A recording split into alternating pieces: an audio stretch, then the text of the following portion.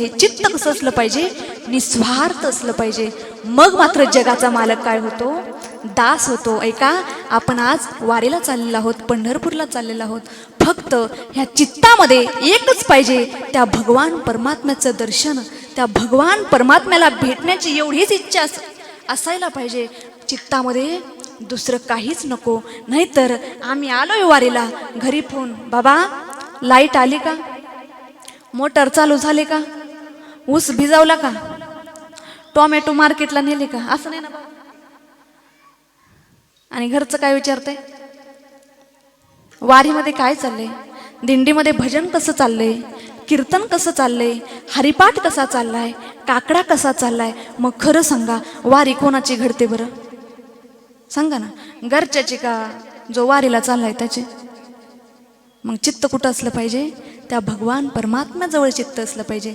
चित्त फार महत्वाचं आहे. म्हणून तो खूप बरे सांगतात, बाबा ह्या चित्तामध्ये हे चित्त कसं असलं पाहिजे, निस्वार्थ असलं पाहिजे. मग मात्र जगाचा मालक काय होतो, दास होतो.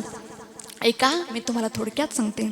संत सावतामाळी महाराज, ऐका, संत सावता महाराज त्यांनी कधीच पंढरीची वारी केली नाही बरं का.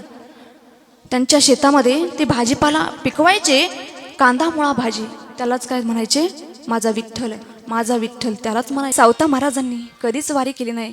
स्वतः पंढरपूरहून भगवान परमात्मा सावता महाराजांना भेटायला आले होते. ऐका, एकदा काय झालं, सावता महाराजांच्या घरी वारकरी जेवणाकरिता आले, दिंडी जेवण्याकरिता आले. त्यावेळेस वारकऱ्यांना सावता महाराजांनी जेवायला घातलं. त्यावेळेस वारकरी निघाले. त्यावेळेस सावता महाराज आपल्या पत्नीला म्हणाले, अगं हे वारकरी रिकाम्या हाताने लावायला नको, आपण काहीतरी त्यांना दान करू.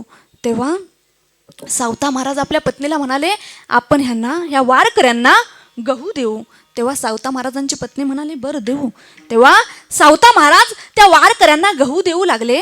तेव्हा सावता महाराजांनी घरात काहीच गहू शिल्लक ठेवला नाही. तेव्हा सावता महाराजांची पत्नी रागाने म्हणाली, अहो आपल्याला पेरण्याकरिता थोडा तरी गहू ठेवा ना, का सगळंच देऊन टाकता. तेव्हा सावता महाराजांनी इतकं गोड उत्तर दिलं. सावता महाराज म्हणाले, अगं आपण ह्या निर्जीव जमिनीमध्ये एक गव्हाचा दाना टाकतो आणि तो भगवान परमात्मा आपल्याला हजारो हाताने देतो. ऐक ना, मग आपण ह्या सजीव व्यक्तींना जर दिलं तर तो भगवान परमात्मा काय देऊ शकणार नाही. तेव्हा सावता महाराजांच्या पत्नीला सुद्धा आश्चर्य वाटलं, डोळ्यामधून अश्रू आले. तेव्हा सर्व गहू वाटून टाकला आणि घरामध्ये काहीच शिल्लक ठेवलं नाही. तेव्हा पाऊस पडला आणि पेरण्याला सुरुवात झाली.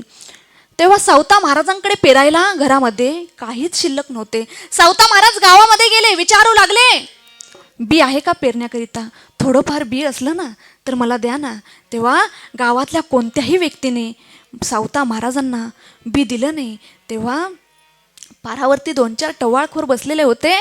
तेव्हा ते टवाळखोर सावता महाराजांना म्हणाले, तुम्हाला बी कोणी दिलं नाही ना, ऐका हे कडू भोपळ्याचं बी आहे, तुम्ही हे बी घेऊन जावा आणि तुमच्या शेतामध्ये लावा, म्हणजे नसल्या असल्या वेळेस तुम्ही त्याची भाजी करून खाचाल. पण ऐका, सावता महाराजांना अजिबात राग आला नाही.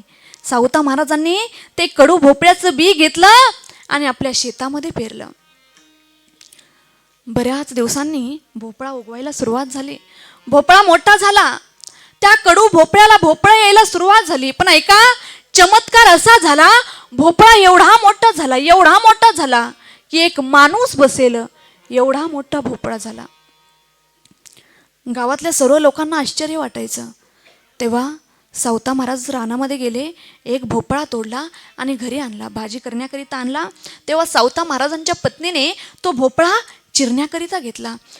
ज्यावेळेस तो भोपळा चिरला ना, जसा तो भोपळा चिरला तसे ते भोपळ्यामधून गव्हाची रास चालू झाली. ऐका, एवढा गहू झाला, एवढा गहू झाला, सगळं घर त्या गव्हाने गच्च भरलं. इतकं आश्चर्य वाटलं. ऐका, फक्त ह्या चित्तामध्ये स्वार्थ नसला पाहिजे, मग मात्र जगाचा मालक काय होतो, दास होतो.